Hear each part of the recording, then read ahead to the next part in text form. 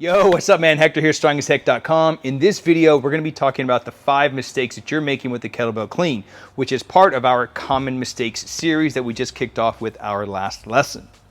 So why the kettlebell clean? Why the heck should you care about it, right? Not one of the sexy exercises. What about swings and snatches and double kettlebell jerks? Well, the clean is the most overlooked exercise in the kettlebell universe. I call it the redheaded stepchild of the kettlebell lifts, but it's a pretty dang important exercise and a great exercise as a standalone. In fact, we have an entire program dedicated and built around the double kettlebell clean. It's in our free ebook, Kettlebell Workout Snacks. I will leave a link in the description area if you want to pick up a copy of that. So the kettlebell clean is the bridge, right? Aside from swings and snatches, the kettlebell clean is the bridge between the floor and getting the belt overhead into a press, a push press, a jerk, a front squat, bent press, right? So it's the bridge there. And if you want those exercises to be sharp and strong, the kettlebell clean needs to be dialed in. Okay, so it's the most overlooked exercise, and I think it's the most, I'm not going to say the most, I would say it would probably be one of the best exercises for grapplers, because it teaches you to produce, reduce, and redirect force. Okay, so, and it kind of beats you up a little bit. And it's a great armor building, right? So fancy word for muscle building, right? Definitely builds the arms, shoulders, back, etc. All right, so what we're going to be diving into now is the 5 mistakes you're making with the kettlebell clean. Let's get started. All right, so the first mistake that you're making with the kettlebell clean is probably one of the main reasons why you're slamming and beating your forearms up. So if you're getting bruised forearms, okay, your wrists are swelling up.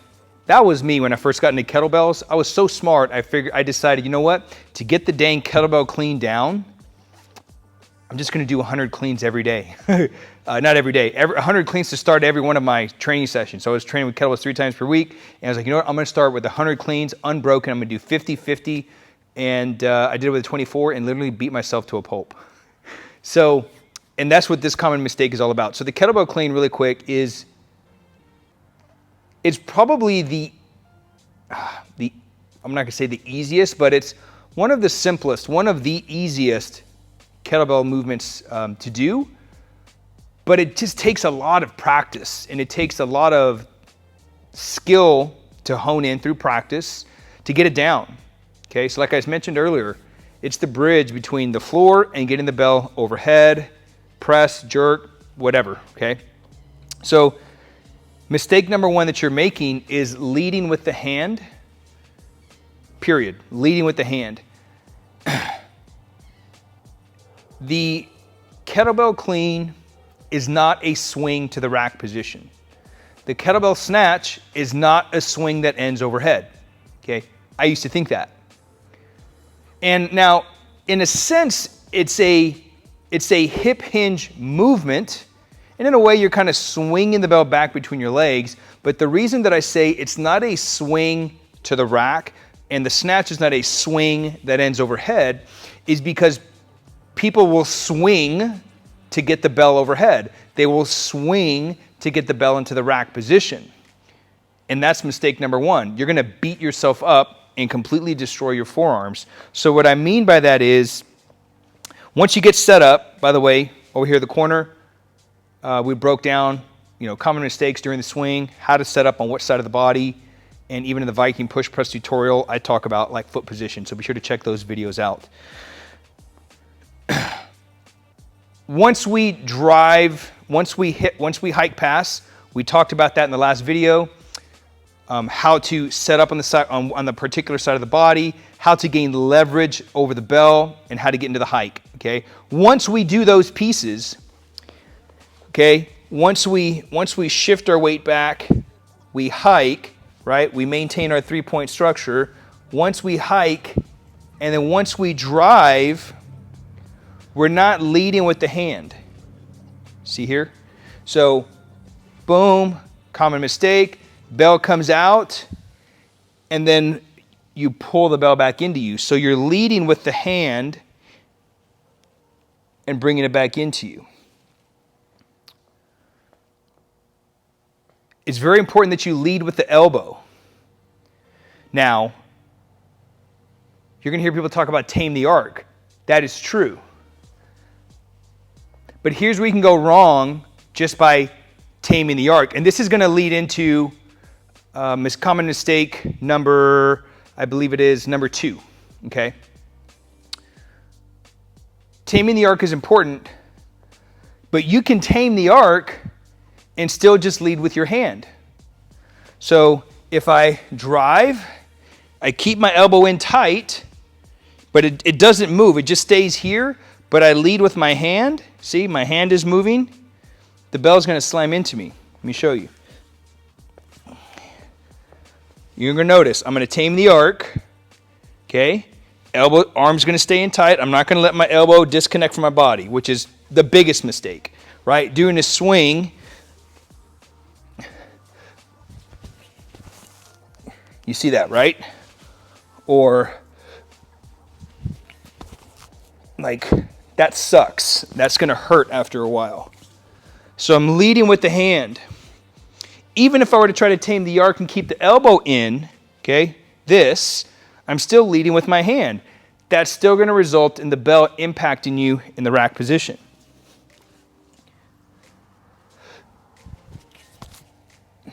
See?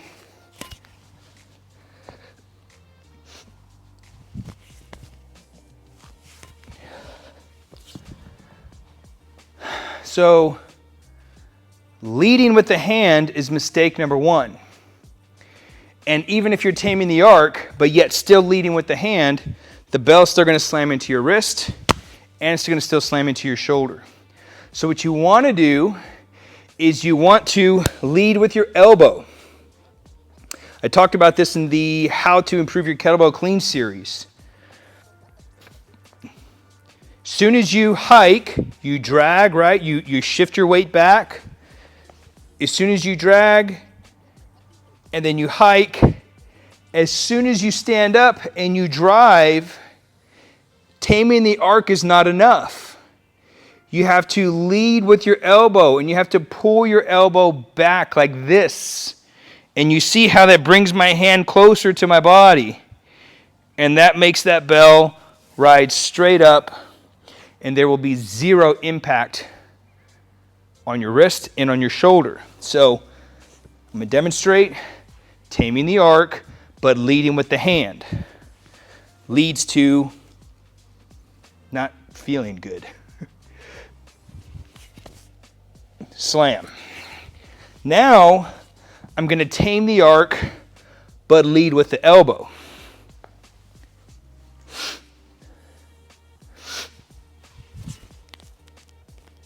See?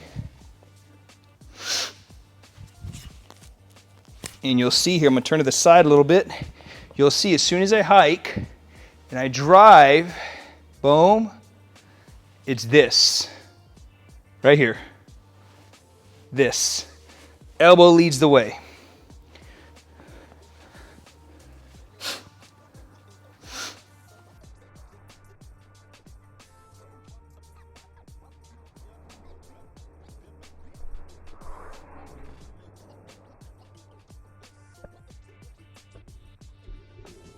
And you see how there's no impact. And then on the way down, same thing. I don't lead with the hand. Leading with the hand, all the weight is going out. And it's going to pull me down.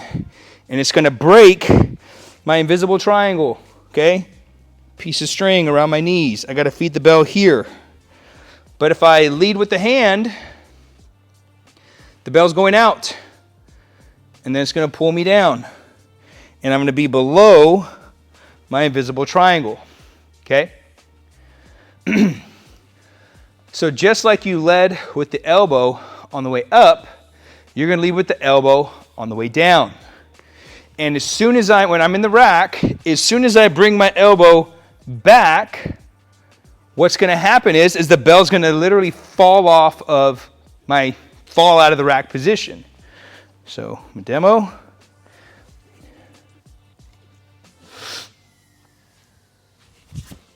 Okay? Now, from here, literally pull the elbow back, and you can see how the bell is already falling. See?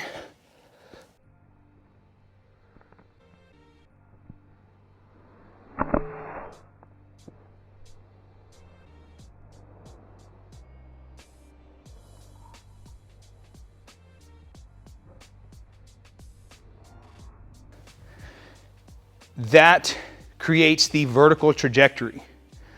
So this is why I no longer look at and no longer say that the clean is a swing that ends in the rack. No, because the swing has a horizontal projection. The clean is a vertical projection. Same thing with the snatch, which we're going to get into in the common mistakes of the snatch in a few weeks. The snatch is not a swing that ends overhead, because then the trajectory is out. We want the trajectory to come straight up. So I'll do a couple more, leading with the elbow on the way up and on the way down.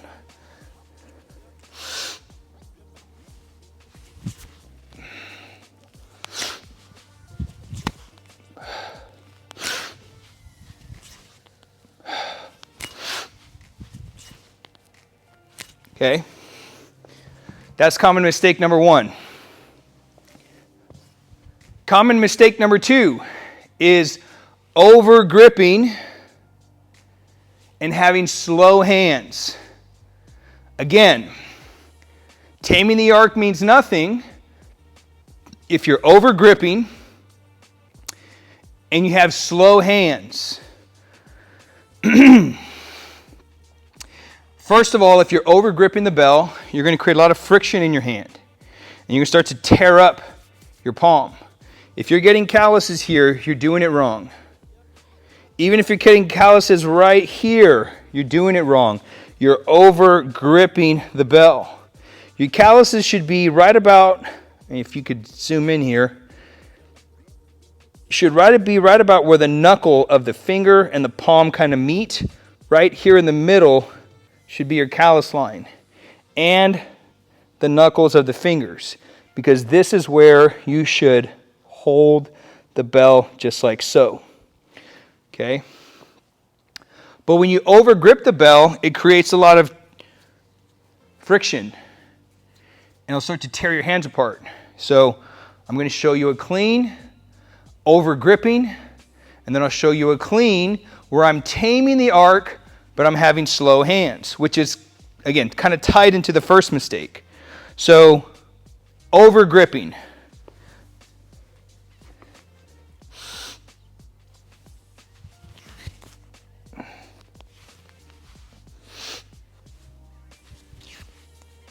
So it's not as bangy, but it's just constantly gripping. And you can tell it's kind of grindy.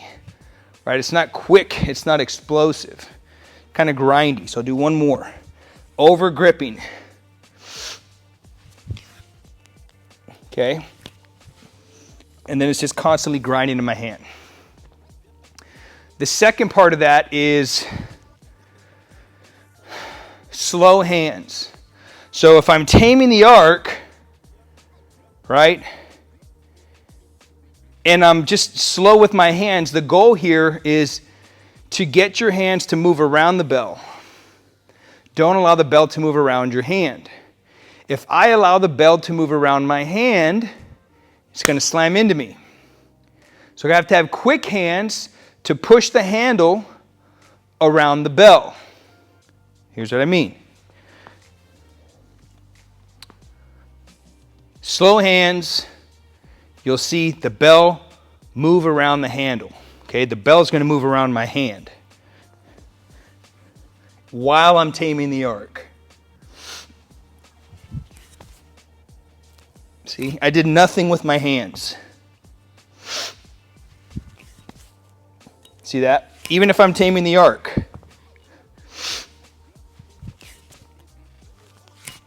Okay? Even if I'm taming the arc, I'm not doing anything with my hands. So the bell's going to impact me. When this happens, this throws off, especially as the weight gets heavier, this is gonna throw off your press, push press, you're gonna have to readjust, and the more time you're holding that weight, the harder it becomes to execute that lift or whatever, however many repetitions that you're gonna have. So what we wanna do is we wanna have quick hands, okay? Quick hands. So I'm gonna lead with the elbow, right? Combining mistake, correction number one. And then a very quick hand, and I'm gonna push that handle around the kettlebell versus allowing the kettlebell to rotate around my hand. So one more time, kettlebell rotates around my hand. Boom, smacks into me, okay? So I'm gonna try to do this as slow as I can so you can see the action. Now I'm gonna push my hand around the bell.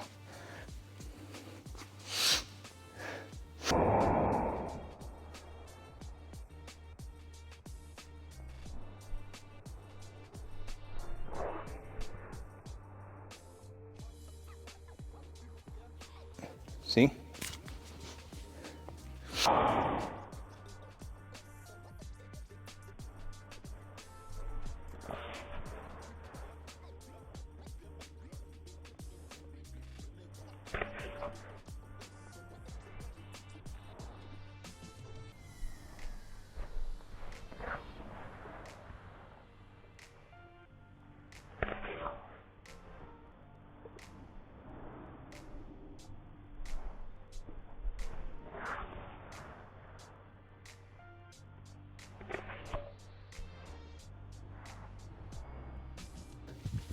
See, I can do it away from my body just so you can see what I'm doing.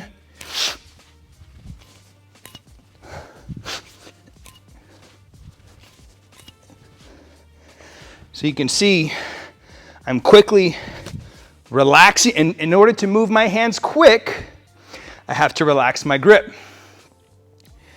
If I'm over gripping, I cannot be quick with my hands. So you see how these go together. So the reason why you're not quick with your hands is because you're over gripping.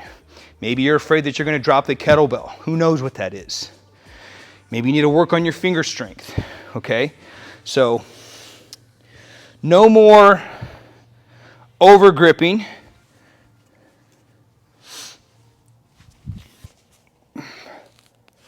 Okay?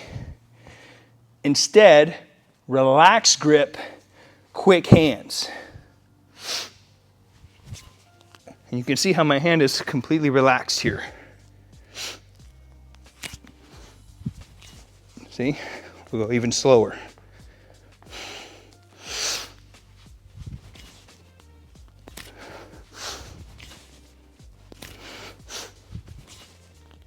See?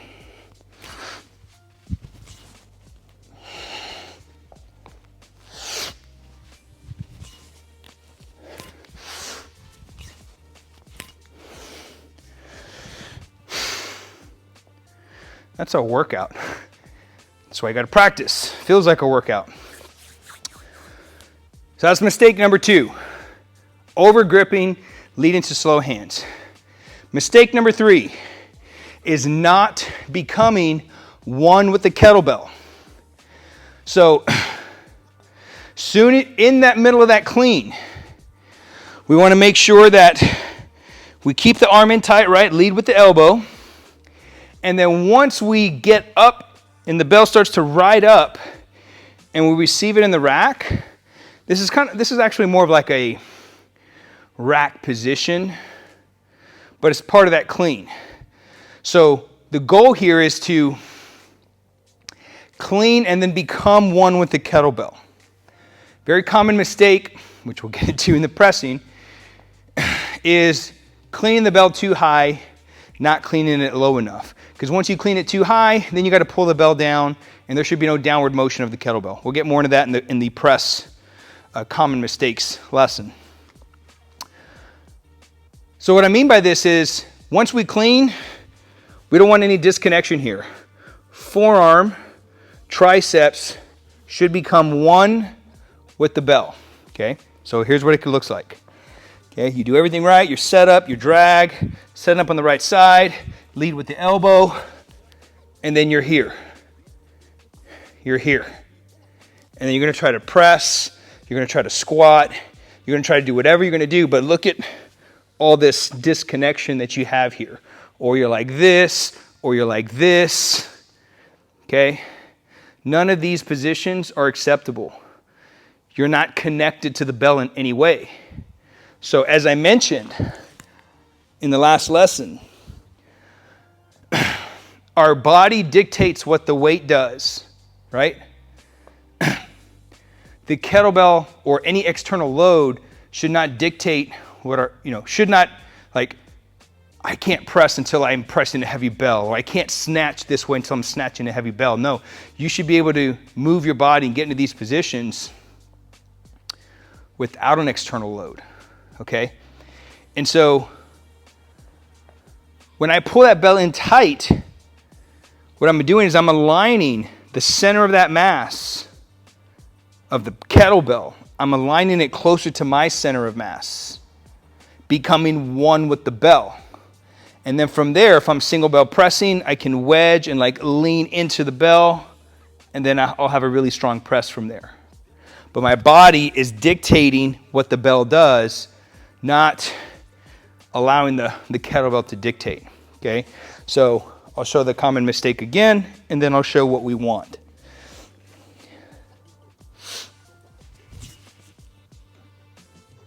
This isn't good here. Here's not good. Squatting here, not good, okay? Instead, we want to clean low, and we want to keep that bell, lead with the elbow, and then once we clean it, we want to be solid one with the bell.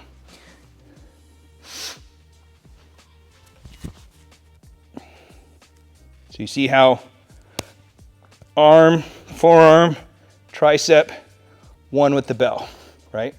See that from the side? I'm not here, I'm not here, I'm not here. Like, I'm here in the rack, okay? I'll do it on the other side. Give my right arm a break.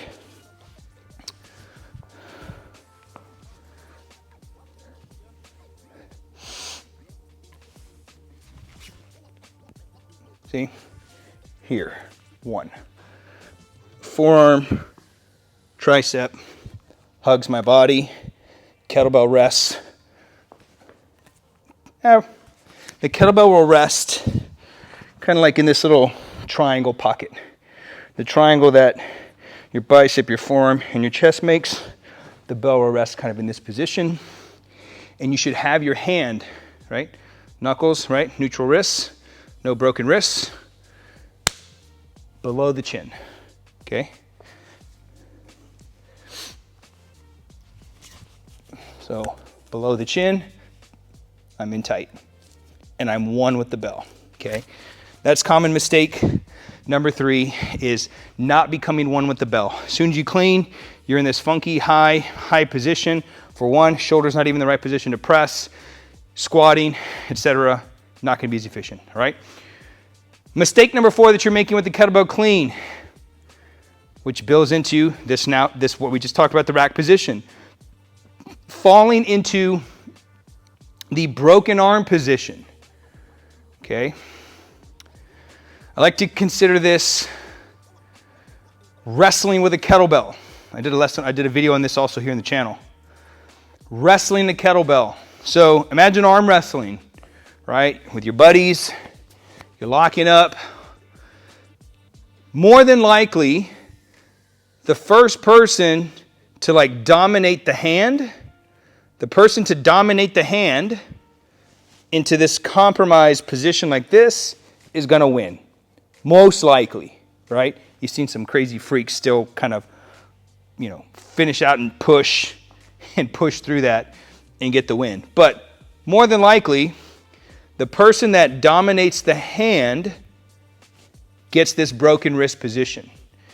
And it kind of puts you in this, like, if you're familiar with jiu-jitsu, this like Americana position. This will tweak your shoulder, this will tweak your elbow. Getting into this broken arm position.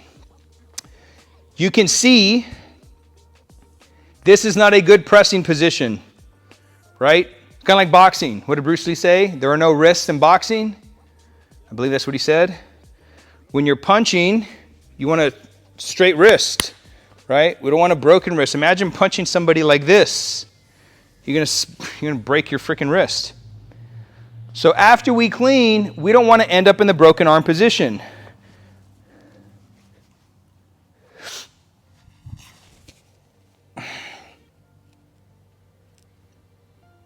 Does this look safe at all? Look at that. That kind of sucks. Imagine, oh, that kind of hurts. That kind of hurts my forearm. Okay? That is not a strong position to push from, right? So you've got to relax the hand, and you've got to be quick with the hands and get that hand inside the bell and keep that wrist neutral.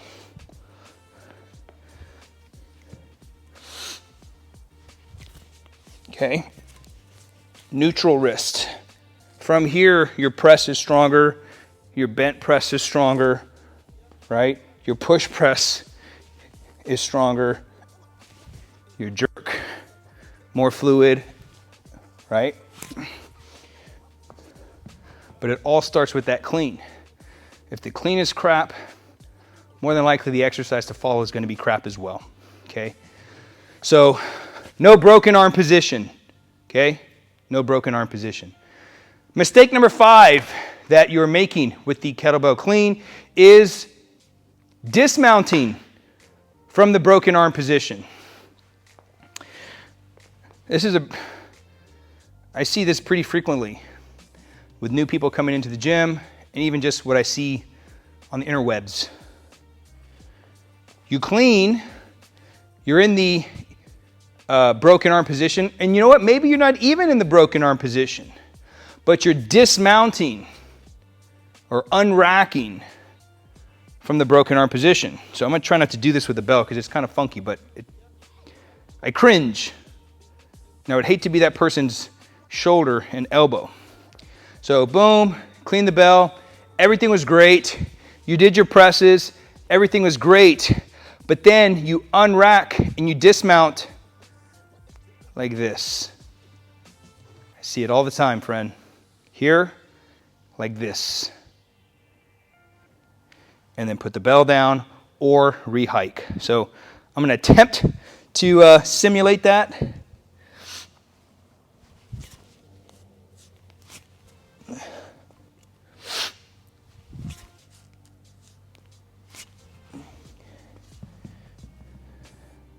Not good.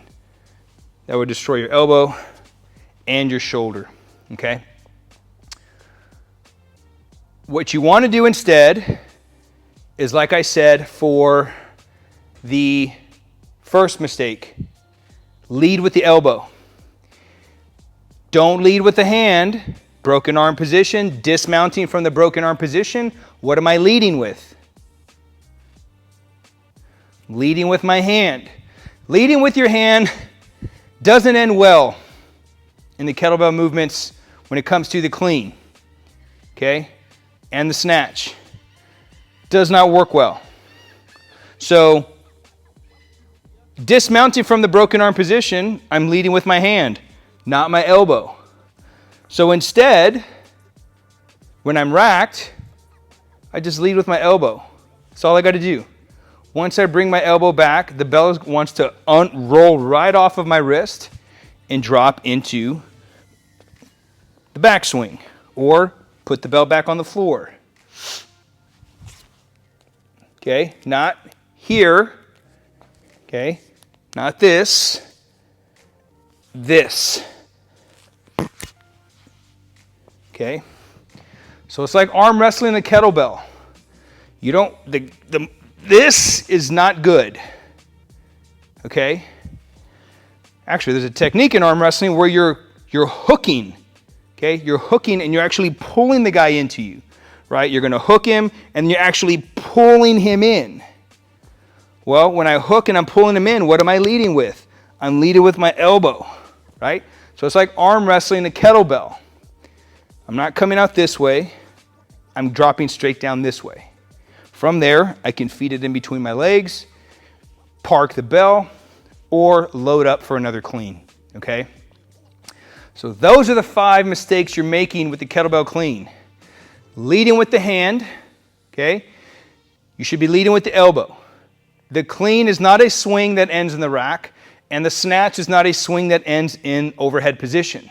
Because what people will do is swing it to get into the overhead position. What people will do is they'll swing it and then try to pull it into the rack position, and that's why you're slamming into yourself, okay? Mistake number 2 is over gripping, right? Death gripping that dang thing, which leads to what? Slow hands. You want to relax grip and quick hands. You want to relax grip, quick hands. See? Relax grip, quick hands. Mistake number 3 is not becoming one with the bell.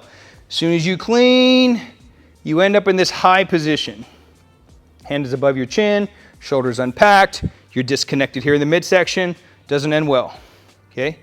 The 4th mistake is once you're cleaning, and let's say you become one with the rack position, but you're falling into the broken arm position.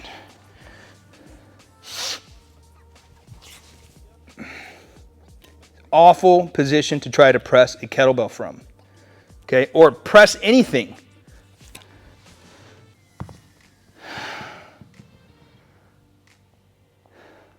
I was going to say something, but I was going to say something about the bench press, but maybe that's enough time for another video.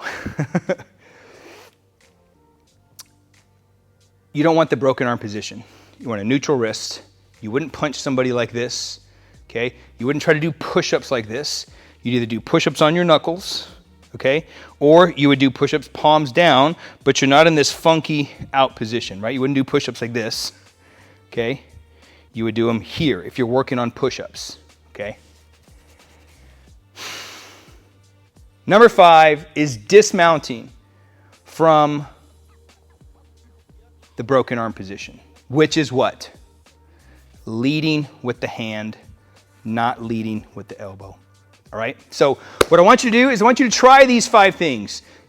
Practice the kettlebell clean. If you want a full program centered around the kettlebell clean, you want to get stronger, you want to build a more capable body, you want to put on some muscle mass, we have an entire 4-week program dedicated to this. It's completely free. It is in our free ebook, Kettlebell Workout Snacks. That will be in the description. You can grab a copy of that if you want. But what I want you to do is I want you to go through these 5 corrections. See which one of these stand out to you the most, and then drop me something in the comments and let me know which of the 5 impacted your clean the best. And then put it in action. Start training, get after it, and let me know how it all turns out. All right, so thank you so much for watching. Hector with StrongAsHeck.com with, I'm used to saying with this week's technique of the week or this week's workout of the week. So I've got to come up with a cool little phrase or something to close out the videos.